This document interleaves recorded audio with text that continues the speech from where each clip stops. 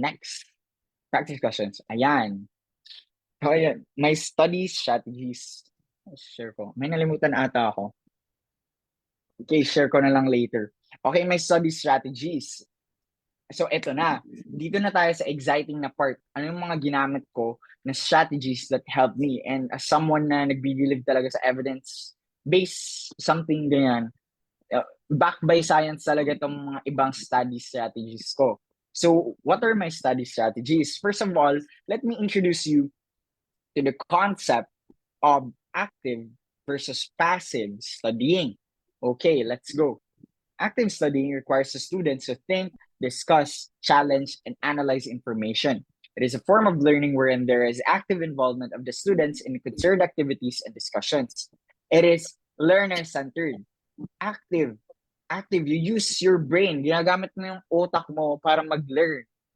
Hindi lang passively, di ba? Ayun. It requires you to think, discuss, and challenge and analyze information. It is learner-centered. On the other hand, passive studying or passive learning requires the learners just to absorb lang ang information, pero hindi mo ginagamit yung brain mo actively to critically think and to analyze information, to assimilate, consider, and translate information. The learner just acquire knowledge passively without making any conscious effort in this regard. It is sa teacher-centered siya. So ayan, passive studying versus active studying. What are the examples of active and passive studying? Okay, so for active studying, there are different examples. We have testing yourself with flashcards or quizzes, which is ang ginawa ko mostly. The next is discussing the material with classmates. Yes, discussing. And drawing diagrams, writing summaries without looking at the reference materials, and of course, practice questions or answering practice questions. The next, ano naman ang passive studying? Examples of that is just listening to lectures and presentation. So passive lang yan. Walang masyadong di mo masyadong ginagamit yung utak mo to critically think and to analyze information, just passively absorbing information. But you're watching pre-recorded videos.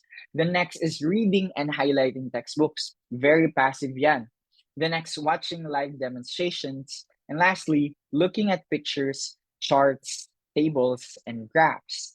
So while these strategies are easier, ang passive studying, and that you do not have to actively recall the materials at that time, relying on passive studying, such as listening to lectures and presentations and watching pre-recorded videos, just reading the textbooks, makes it lesser for you, makes it more difficult for you to recall and retain the material later.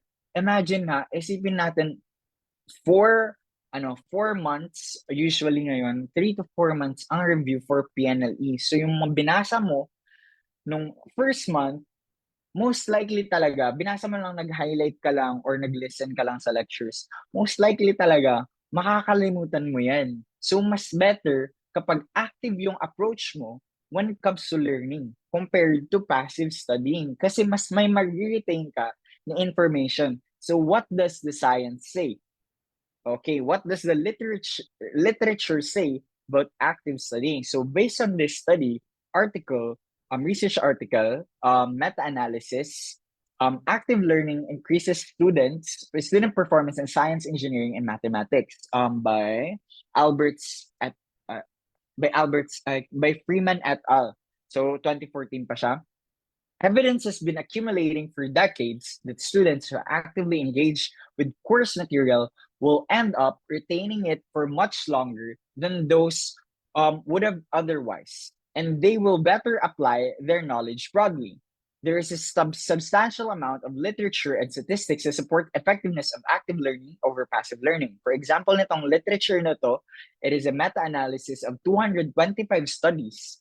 It was found that students who participated in active learning performed more significantly better on exams and other measures of performance than those traditional instruction na passive lang, which is often characterized as passive learning. So, mas better na nagper-perform ang students kapag actively sila nagle-learn. Yun yung summary ng research. That's why it's backed by science. It's backed by evidence.